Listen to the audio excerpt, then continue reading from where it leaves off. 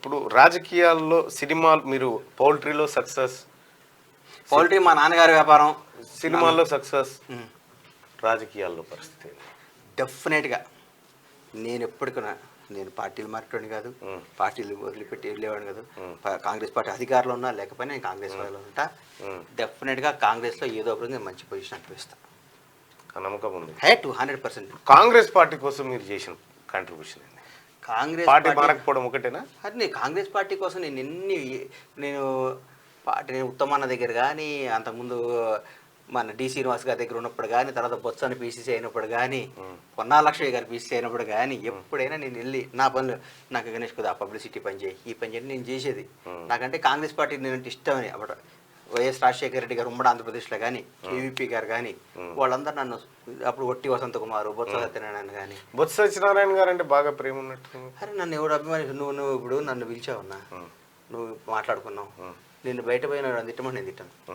నా నుంచి కాదు, నాకు ఎవరైనా ఫ్రెండ్ అయితే, నాకు ఇప్పుడు నన్ను ఎవరైనా నేను అభిమానిస్తే నా రూట్ కాకపోతే దూరం అన్నా పోతా కానీ వాళ్ళని కామెంట్ చేయను. నేను చేయను.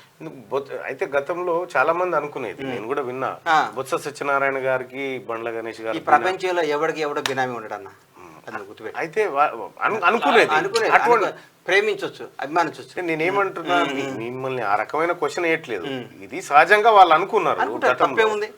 బొత్స గారు అంటే ఒక ప్రత్యేకమైన, నేను జీవితంలో నేను రుణపడేది, నేనంటూ రుణపడి ఉండేది, నేను ప్రేమించేది రాజకీయంగా పక్కన పెట్టు ఒకే ఒక వ్యక్తి కన్నా, పవన్ కళ్యాణ్.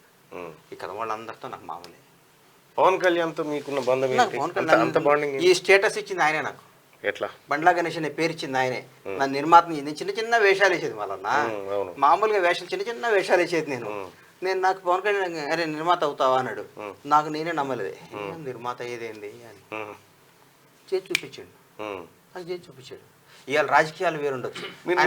సినిమా ఆయనతోనే తీసారా? నేను ఆయన తీసిన, నన్ను నిర్మాత చేసింది ఆయన ఫస్ట్. ఏ సినిమా? నన్ను ఫస్ట్ నేను అనౌన్స్ చేసింది అదే. ఆయన ప్రజారాజ్యం పార్టీ పెట్టడం వల్ల లేట్ అయింది. తర్వాత రవితేజ ఆంజనేయ సినిమా తీశారు, రవితేజ హీరోగా. కానీ తీన్మారని ఒక అట్టర్ ఫ్లాప్ సినిమా.